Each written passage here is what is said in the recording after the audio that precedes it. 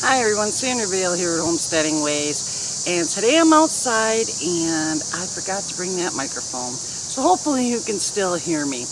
It's pretty warm out here. It's 90 some degrees with a high humidity. It's actually really kind of icky, but I thought today would be a great time to show you guys how to pick wild edibles for tea. Okay, we're going to start off with wild raspberry, and the way you can tell if you have wild raspberry is the canes here. They have a lot of thorns on them, and this is a newer one, so it kind of looks white like that. The stems where the leaves are also have little thorns on them. They're not too bad, they're just a little pricky.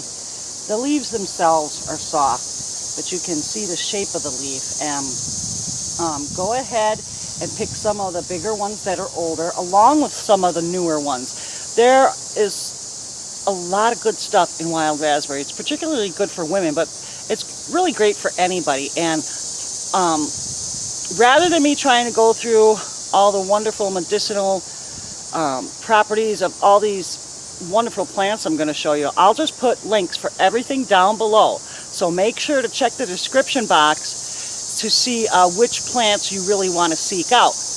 But anyhow, yeah, pick the old, pick the new, and put them in a paper bag. Or if you happen to have a mesh bag, you can put them in there. Just don't put them in plastic.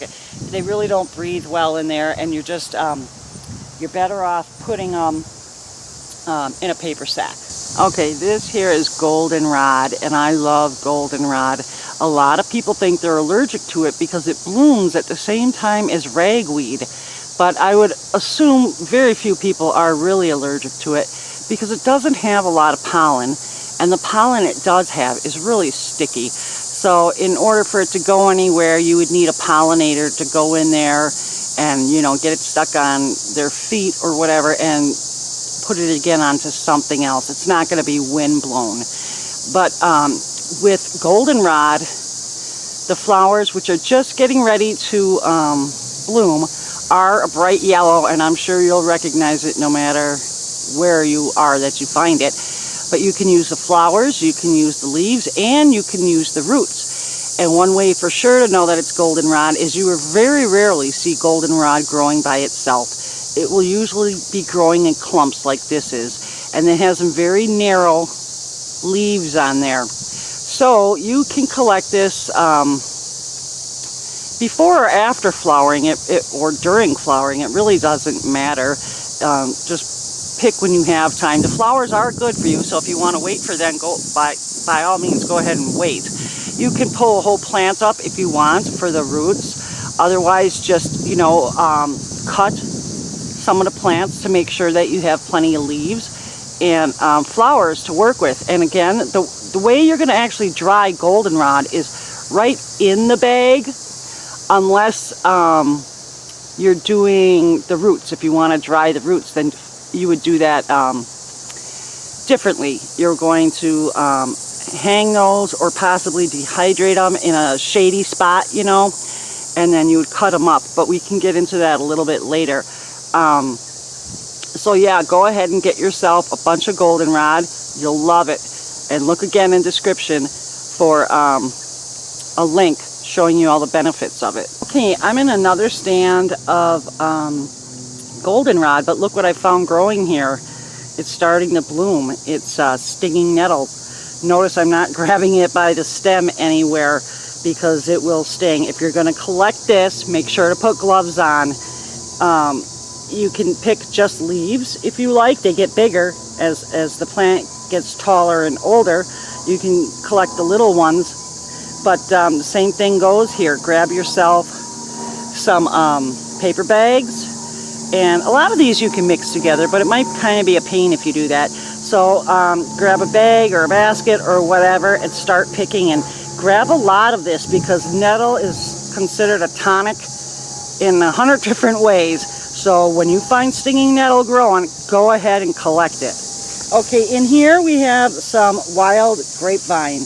Now some of these leaves will get super huge, you know, the size of your hand or bigger. And one lady showed me how to make this a neat little package for tea. Is you take a leaf as big as your hand, and then pick some young ones like this and put them inside the big leaf. You don't really need a lot. But then fold the bottom up, fold it side to side, and then put this down and flip it like this and dry it in a dehydrator like that. And then when it comes out, you'll have a perfectly sized patch for a pot of tea. Isn't that awesome? In this wheelbarrow, I planted a couple of things I wanted myself for tea, which is, I have, oh, that's a black wasp. Anyhow, the lemon verbena is here. And then I also have some lemon balm.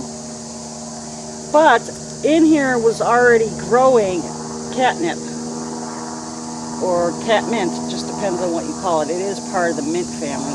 But this stuff grows wild everywhere. So I don't know if you can, how well you can see that. But it's kind of got soft leaves, and now it's blooming. But the stuff you feed your cats is actually really good for you too. So when you're outside walking around, whether it's in your yard or taking the dog for a walk or whatever, make sure to look for this. It dries really well and again is a fantastic tea. Okay, this last one you're not going to be collecting the leaves. What you're looking for on this are seeds.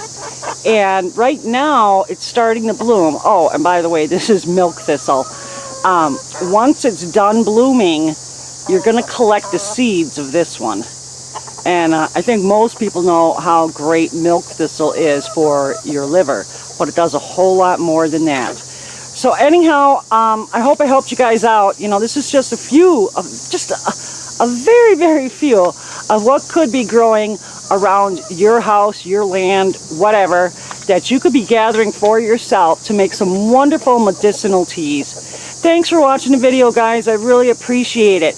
Comment, thumbs up, subscribe. That would be awesome. I appreciate it. And don't forget to check out the website, homesteadingways.com. A lot of information on there that you'll love too. It was nice talking to you. Take care.